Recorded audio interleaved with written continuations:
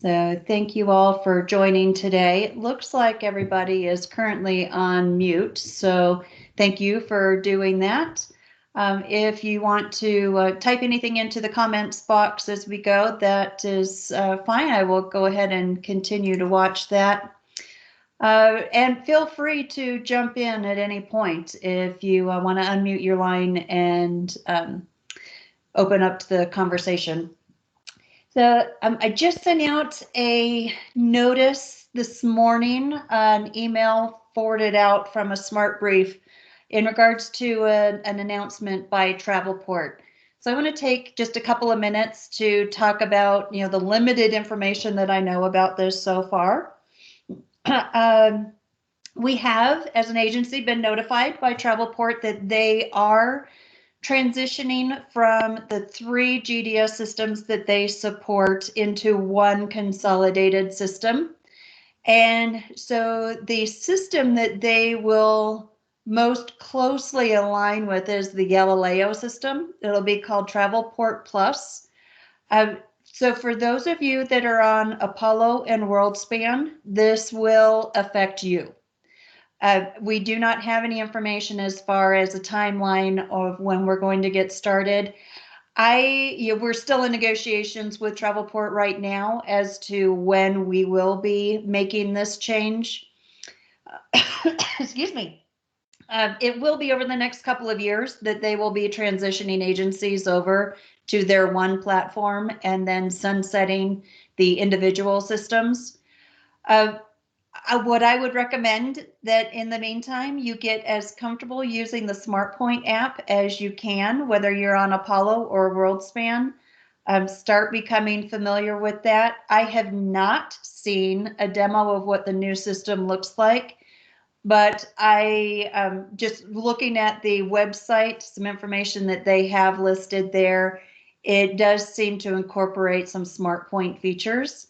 It looks to be a very forward-thinking app. So as soon as we're able to get more information for you and what this means, timelines, training, we will get that out to you. It is still very early, and it would be premature of me to give any kind of timelines or any kind of date thoughts of what we're looking at, other than to say I think we'll know by the end of this year what our plan is going into 2022.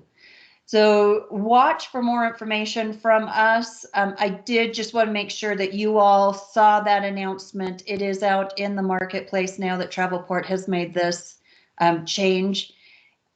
As I get more information, I will be sharing it with you. It's just at this point, all I know is just the information that was sent out, that Travelport has made the announcement that they are consolidating their 3 systems into one. And so that will be happening over the next few years. The next update, so, before I move on, does anybody have any questions around that or what? I don't know that I have too many answers right now, but I would say that if you could get yourself familiar with the, give me a second, get yourself familiar with the SmartPoint system, that would put you ahead when we do get to the point that we're doing the transition. We have asked for some feedback on our Apollo scripts. Kelly Hines had sent out an email to everybody looking for feedback on the scripts that you use. If you've not given that information to Kelly, please do so. We're going to be having a call to start talking about updating our Apollo scripts this week with our script writers. So we do want your feedback. If you get that to me today, that would be ideal. Then I would be able to get some information onto that team. Or you could respond to Kelly's email. That would be great as well. I know Kelly has already collected quite a bit of feedback from those of you on Apollo. Allie sent out a notice earlier today about the coding deadline for Best of the Best. Do want to make sure that you guys all have your profiles coded for the best of the best, we can offer each of you 7 copies for free. After that, each copy is $2 per issue. This year, because it is a digital version, it is a less expensive investment than other years. Typically, it's about $10 per issue. So with the digital version, it's $2 per issue. So if you're able to take advantage of that, that'd be great. The deadline to get your client-based profiles coded is this Thursday, the 15th of April. If you have any questions on coding or how to do that with your profiles, contact Allie. She'll be able to work through that with you. Or Meredith. Meredith is able to help you with client-based questions as well. Meredith was going to have a webinar scheduled for next week, but she is canceling it because next week is Virtuoso's Ready, Reset, and Go. We did not have a whole lot of you that registered. I saw about 10 people had registered for it. I think the registration deadline was Friday, but if you're still interested in participating, you may still be able to get in on a late registration. It's $35 for the program, and then I think it was an additional $15 to participate in the Globetrotting, which would happen on Monday. So if you have not looked into that, I recommend you take a look at that right away, see if you can get in and participate on that. They have some great professional development sessions going on. They are all recorded, so they will be at your own time in being able to go in and get those. But then the other piece is the virtual one-on-one appointments that you can schedule with the vendors. So that, and those are like 10-minute appointments. So it would be great to participate in those. If you have any questions on that, just let me know, or Meredith will find some answers for you there. I feel like this is a pretty quiet week as far as updates and announcements, other than the big announcement being the Travelport one, but I don't have a whole lot of other updates. I did want to just recognize a few people of having some great invoices come through last week. And I don't want anyone to feel left out that I'm not recognizing them for any great bookings that you're doing. I really am just looking at the invoices as they come through. We had Kathy Major, who invoiced a few bookings at Four Seasons Wildlife and a couple $100,000 worth of bookings. So very excited about that. We've got Hao Tang, who has got several bookings that are over about 40,000 that he invoiced in the last week. And then Kathy also had some very big car service bookings that she had done. So we are seeing a big uptick in the bookings that are coming through and the invoices that are being done. We are, as of Friday, for the month of April, which is really was just 8 days, were actually 7 days worth of business. We are at 1.5 million in invoiced sales. So well on our way to being a record-breaking month at this point. Now, as I've shared in the past, our pre-COVID monthly invoices were around 5 to 6 million. Some months were closer to 5 million, some months closer to 6 million. So when we're talking about 1.5 in a week, that's great. That should put us in that about probably about 4 million if each week is going to be about that. So last month we were a little over 2 million. And if we're getting closer, being on our way to back into that 5 to 6 million a month in our annual sales or our monthly sales. I do want to let everybody know that we're continuing to waive our fees at this point, but at the end of second quarter, we will be reinstating those fees. So be getting prepared for the beginning of July that those fees will be reinstated. That'll be our GDS fees, the licensing fee for client base, and Virtuoso, as they're introducing their marketing, any of those subscription-based fees will be added back in as well. Any questions on any of those fees, let me know. We will answer those questions individually and not specifically as a group. So I am expecting that to go through second quarter, that we'll be waiving them, and then starting third quarter, July 1st, we will be reinstating those. Question, is Classic still preferred company for Tahiti bookings?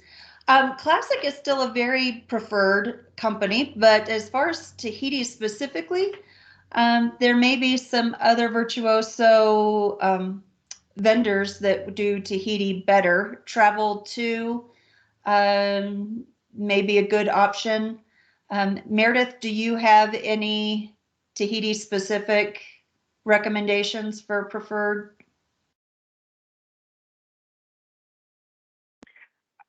Classic would be fine, but I agree. And you know, there are a couple of on-sites too. So I think I would just go to, you know, Virtuoso and see kind of what all options there would be on Virtuoso for Tahiti. But there are some good on-sites and that specifically, you know, do that. If you just have someone who's flying just, you know, to Bora Bora or something like that, I think Classic's as good as anybody.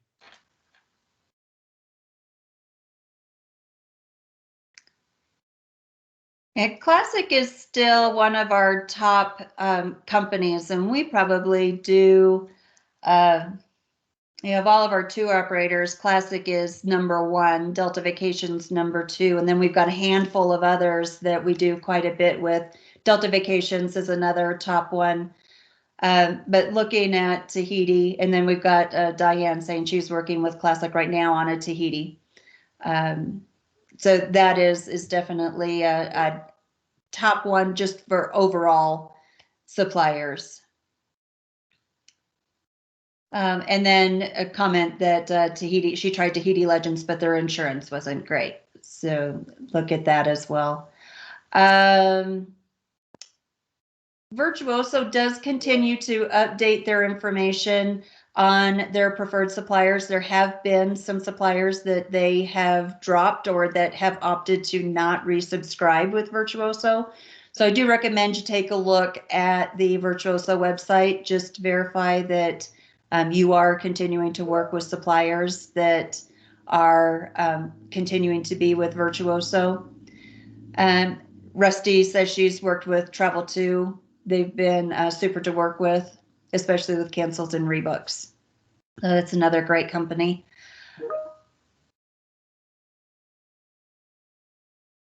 And the other option that I would look at as far as tracking vendors and where their status is, Allianz and Travelex, both as insurance companies, will maintain what companies they will cover. So before you're really getting into booking, go through and look at their websites at their listing of suppliers that they continue to back. One of them publishes a list of who they will work with. The other is the opposite. They have a list of people that they will not cover. So look at both of their sites and think that's a good gauge of the business without going through Virtuoso, who has great relationships with companies and continues to watch them. The insurance companies may be even a little bit more proactive in the financial piece because they are watching the financial piece from a liability standpoint. So that would be the first place that I would go to see if the companies that you've been working with are still your go-tos. And then follow that up with Virtuoso to make sure that they are still Virtuoso suppliers. And on the dashboard page, they do have news updates that they will post anybody that is no longer with Virtuoso. So keep track of that as well.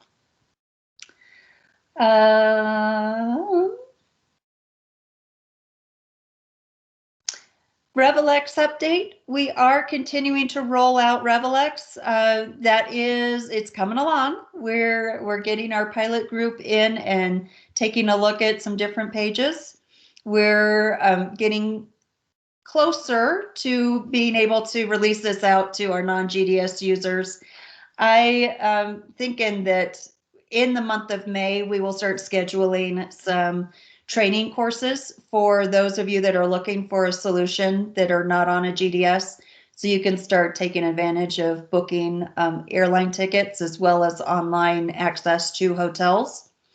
We want to be able to get that out to you as travel is beginning to return so that you're prepared and ready to go as those requests are starting to come in.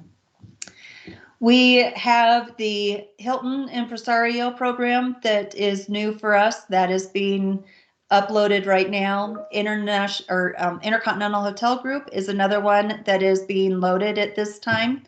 So those will are being added in, and you'll see that rate information. We're going to post that in the Teams resource guide. We'll have all of the information on those booking sites. So if you've not gone into our Teams Resource Center, start getting comfortable with that, going in there. If you have any questions, please contact me or Meredith. We'd be happy to walk you through the process of getting in and where the content all lives.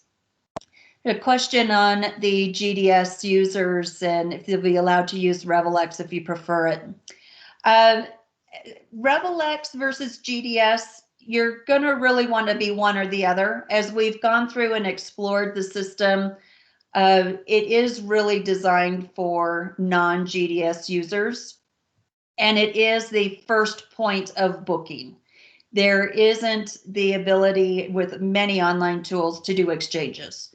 So you can go in and book the airline tickets or the cars or hotels. That will go through our automation system, but any changes, any exchanges to airline tickets would need to go through our support desks. So as we look at how the fees are structured, there's no access fee to work on Revelex.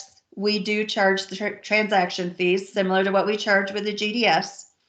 So based on the airline tickets that you're issuing.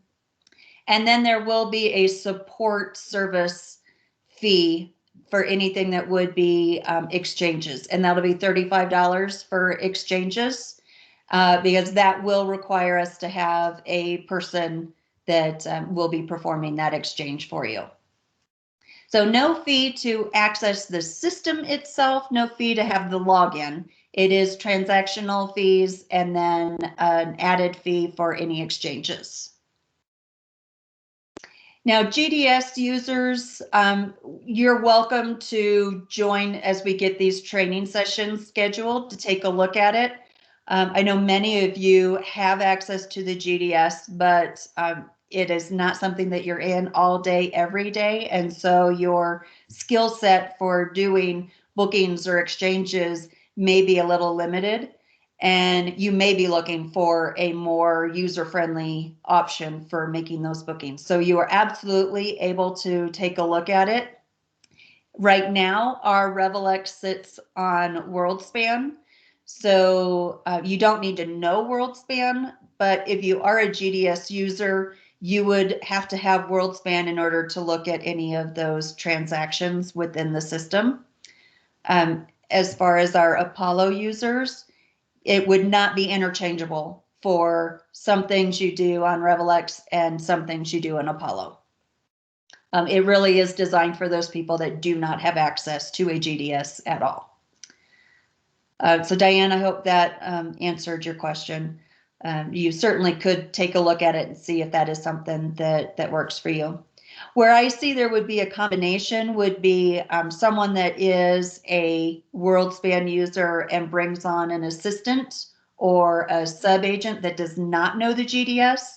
Then they would be able to go onto Revelex to do some bookings, but you would still have access to look at what they have booked or help support them with any exchanges that they may have by going into WorldSpan yourself and being able to see that.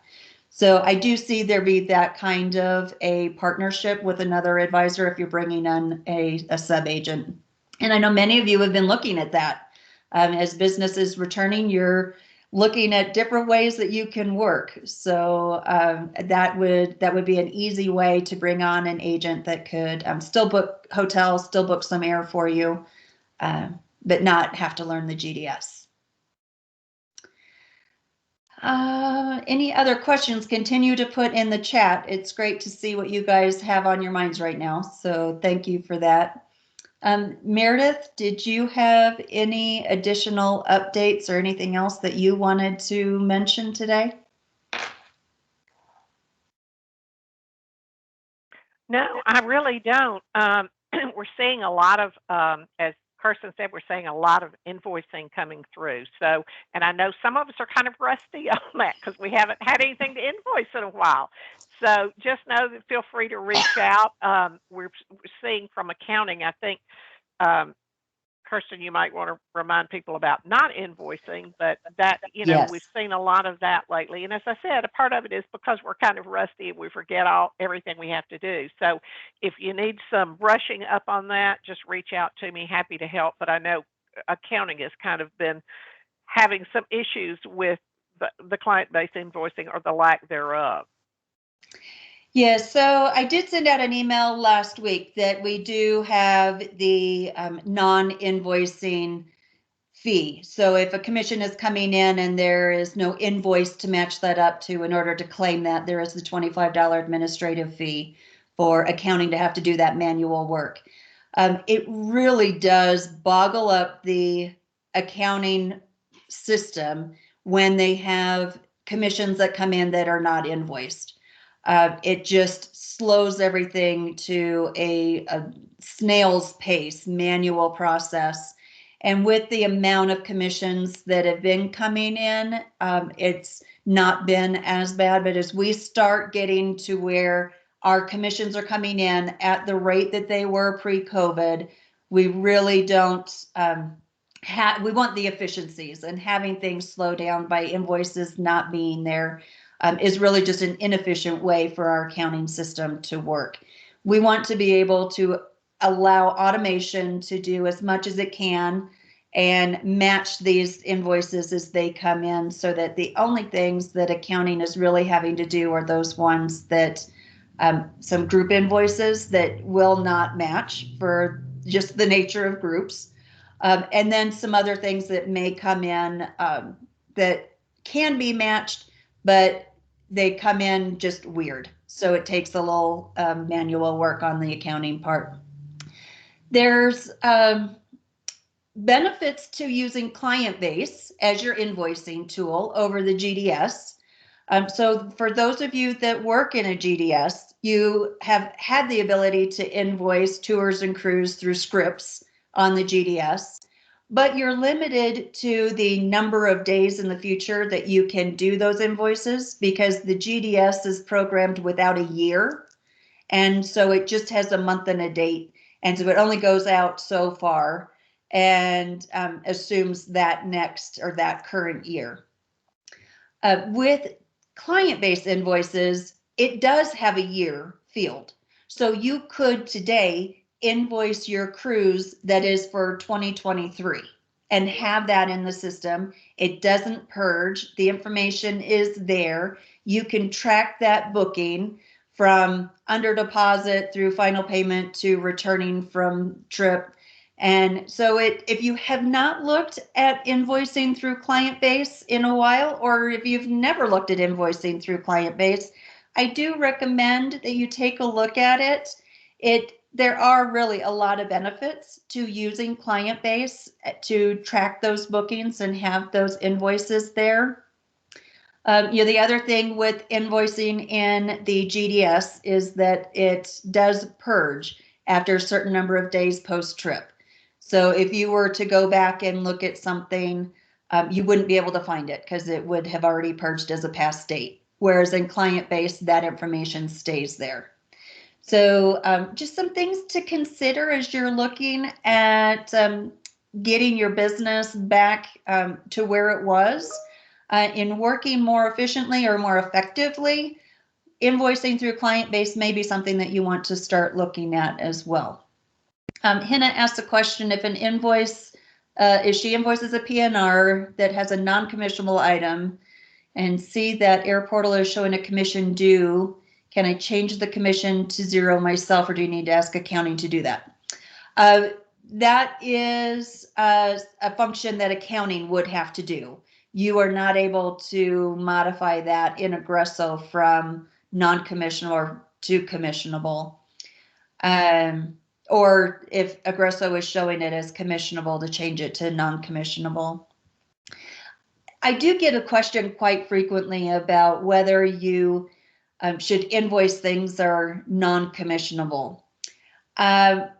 My preference is yes, you still invoice it, because then we can report the sale. We can see it, we can track the booking, we can help you should something arise, because we would see that and we could transfer that information onto our suppliers. If you are not invoicing it and it's non-commissionable, we just never see it. And so we're not aware that that booking is out there. So from a reporting perspective, yes, I would like everything to be invoiced, whether it's commissionable or non-commissionable. The requirement is that commissionable items have to be invoiced in order for us to track those commissions and get payments back to you. So looking back here. So Hannah, we might need to look at that specific to what it is you're looking at in Apollo, where you cannot specify the commission. So let's follow up on that to see what kind of a travel type it is that you're invoicing, because you should be able to specify the amount of the commission or that it is non-commissionable. And then Mary, you've tried invoicing service fees and they show in the reservation, but they never show on the invoice. Mary, is that a GDS service fee there, or is that a service fee? Can I interrupt on that? It's probably with client base. You're right. You do, when you enter a service fee into client base, it does show on the invoice, but not as a segment. But if you look in the sales totals, there will be a line in the bottom where it has the total amounts that will say service fee, but it will never show up like segments do, like a hotel or a tour or a cruise segment. It never shows up there, but it does show up in the bottom totals. There'll just be one little line that says service fee. It's very unobtrusive. So that's the way it's designed to be. It's not anything that's wrong or not showing up. It's there, but that's where you have to look for it. Right. Thank you. And yet Mary did clarify that it is client base that she was referring to. Yeah, I figured as much. I've had people say that to me, ask about that before. Okay. And Hannah, you said that this is a hotel that you've booked for yourself at a travel agent rate. When if you're booking the segment through the GDS as a travel agent rate, it would, many of those rates are non-commissionable. So they'll come into our accounting line as non-commissionable. If you're entering it as a passive segment in, then in that hotel script, I believe that there is a checkbox where you can state whether it's commissionable or non-commissionable, but we can take a look at that. However, I would let you know that there have been times that we do receive commission on non-commissionable hotels. So if that, better to err on the side of having it invoiced and not receive a commission than not having it invoiced and we do receive a commission.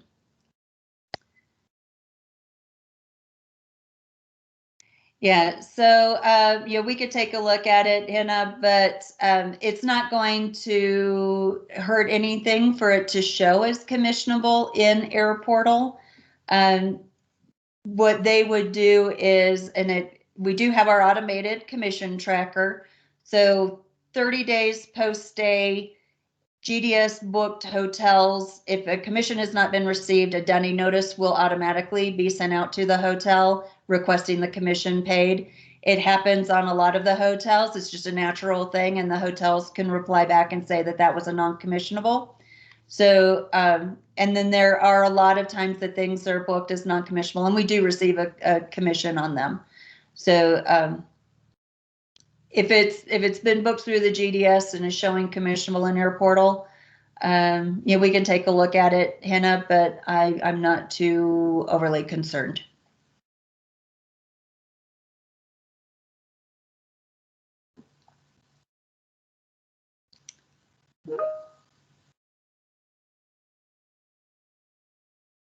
And I know that in the GDS there, and especially Apollo, we have always booked or invoiced our tours and cruises for our Apollo advisors through the GDS.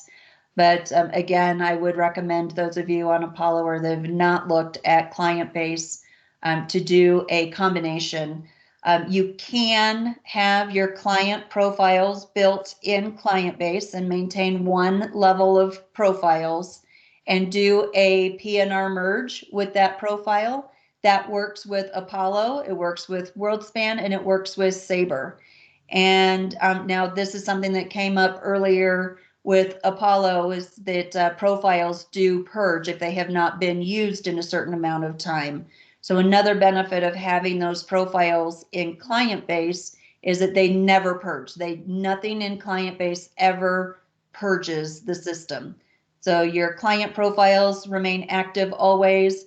Your client bookings remain in the system. They just go from active to departed. So you can see those full history of all of those. So I would, take a look at the profiles and the profile merge. Meredith uses this, I think, exclusively. And we do have other advisors.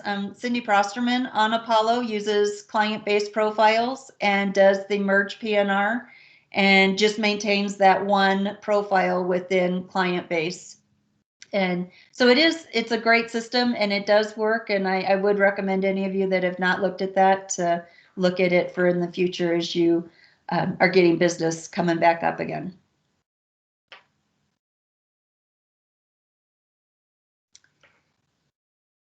Any other questions?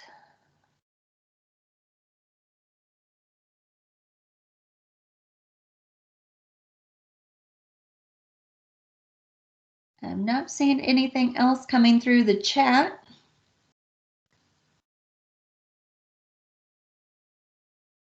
So if there are no other questions or anything, I'll go ahead and say thank you guys for joining in today.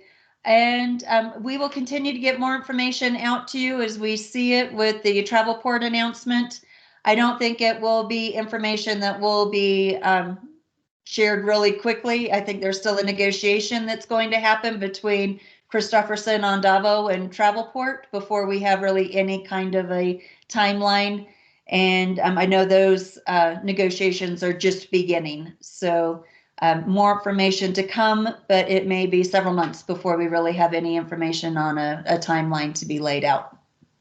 But any questions that you have, don't hesitate to reach out and contact me or Meredith or Allie. And thank you all for joining, and we will see you again next week. Thanks, everybody. Bye.